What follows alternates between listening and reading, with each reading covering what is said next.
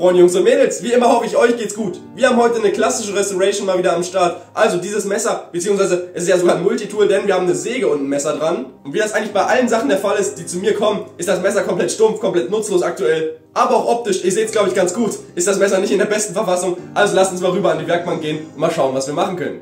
Also Freunde, als allererstes sei gesagt, der Auftraggeber möchte explizit nicht, dass es aussieht wie neu, sondern dass der Vintage-Look erhalten bleibt und alles einfach nur ein bisschen schicker, ein bisschen besser wird. Aber eine relativ große Veränderung, die wir an dem Messer trotzdem noch vornehmen wollen, ist das Austauschen der Griffschalen, denn aktuell haben wir ja hier so ein Hornimitat und das Ganze wird gewechselt in Holz. Die neuen Griffschalen werden aus dem Holz hier hergestellt, das hat mir der Auftraggeber direkt mitgeschickt, danke an der Stelle. Das erspart uns natürlich ein bisschen Arbeit. Aber soweit sind wir noch nicht, das packen wir erstmal zur Seite, denn jetzt werden wir erstmal die alten Griffschalen entfernen.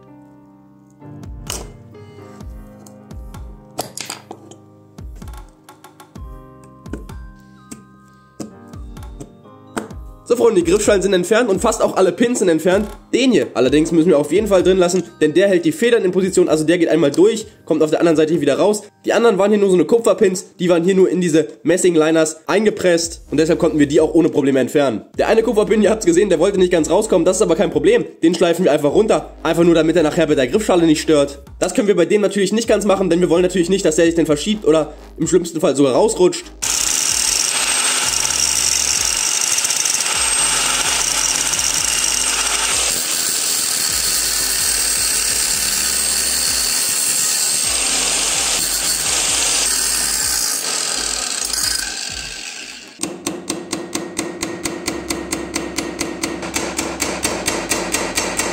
So Freunde, und wo wir gerade beim Hämmern sind, ich werde jetzt hier den Hauptpin nochmal ein bisschen hämmern, denn hier in der Klinge oder beziehungsweise auch in der Säge ist mir eigentlich ein bisschen zu viel Spiel, ist nicht schlimm, aber auf jeden Fall denke ich, dass wir das noch ein bisschen improven können, wenn wir einfach nur ein bisschen hier rauf hämmern.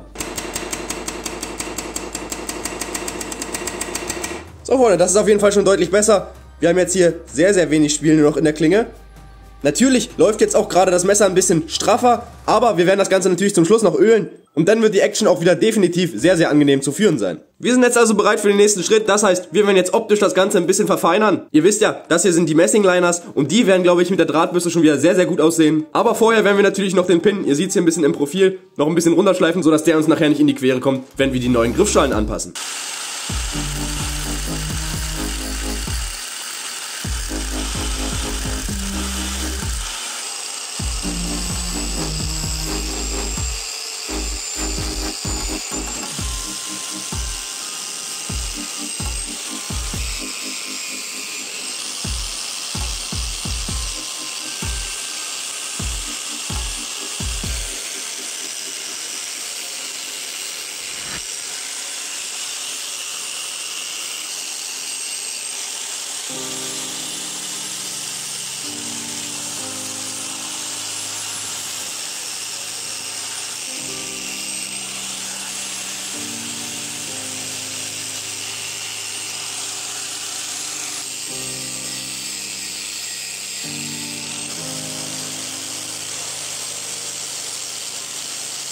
Okay Freunde, das ist der Zwischenstand. Das sieht alles jetzt schon wesentlich besser aus. Aber eine Sache, die ich mir jetzt auf jeden Fall nicht erklären kann, ist, warum die Kupferpins jetzt doch silberfarben geworden sind. Ich kann es mir höchstens so erklären, dass der Abrieb, der mit der Drahtbürste erzeugt wurde, sich in das Kupfer eingeschliffen hat und somit jetzt, wie gesagt, auch das Kupfer silber erscheinen lässt. Aber ich muss sagen, ein Side-Effekt, der mir sehr, sehr genehm kommt, denn durch die Kupferpins fand ich, war es einfach eine Farbe zu viel und dadurch, dass die jetzt verschwunden sind, haben wir jetzt wieder ein deutlich stimmigeres Bild. Wir werden jetzt noch einmal die beiden Klingen, beziehungsweise die Klinge und die Säge, mit der Hand polieren. Das wird bewirken, dass wir noch eine höhere Reflexion bekommen, ohne natürlich die Spuren und die Kratzer, die das Messer über die Jahre gesammelt hat, zu entfernen.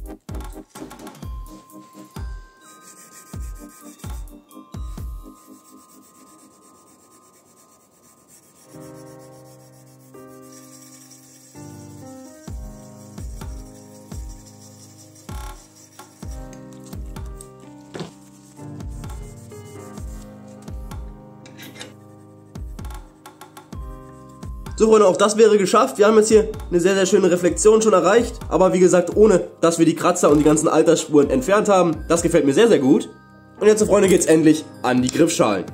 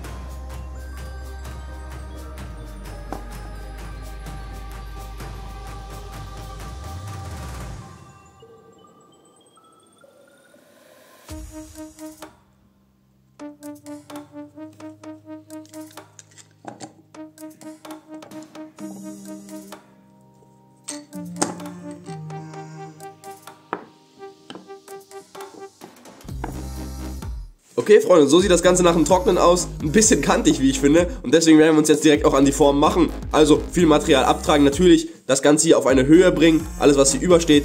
Und dann natürlich noch uns um die Form kümmern, denn auch glatt so wird es ja nicht bleiben. Denn wir haben ja hier auch noch einen deutlichen Überstand. Also, mal schauen, was da geht.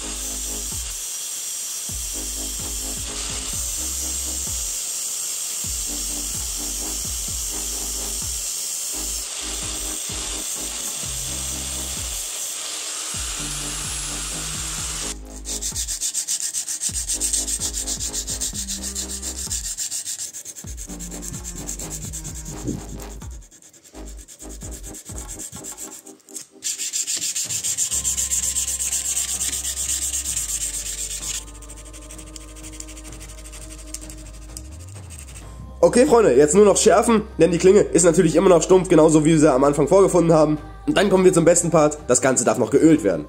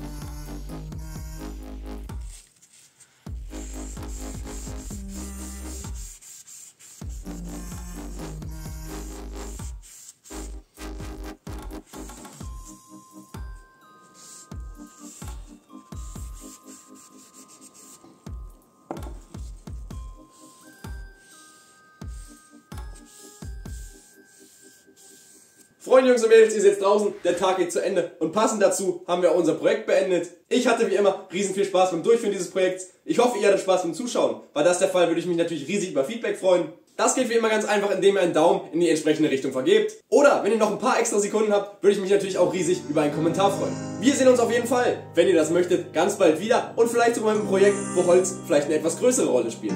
In dem Sinne, passt auf euch auf, wir sehen uns ganz bald. Bis dahin. Ciao!